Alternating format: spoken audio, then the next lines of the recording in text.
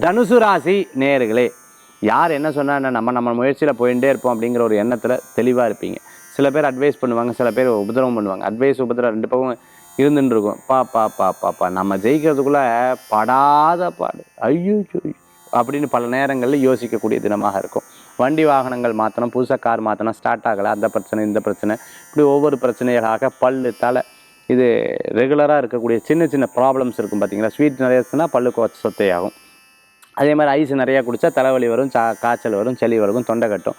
இந்த மாதிரி எதை பண்ணப்படாதோ அந்த காரியத்தை பண்ணிவிட்டு அதுக்கப்புறம் நான் அப்போவே நினச்சேன், வேண்டாம் சொன்னனா இல்லையான்னு மற்றவங்க வற்புறுத்தி விஷயங்கள்லாம் நீங்கள் இன்றைய தினத்தில் கொஞ்சம் அப்படி இருக்கும். அதுக்கப்புறம் கொஞ்சம் சரியாயிரும், ஒன்றும் கவலைப்பட வேண்டாம்.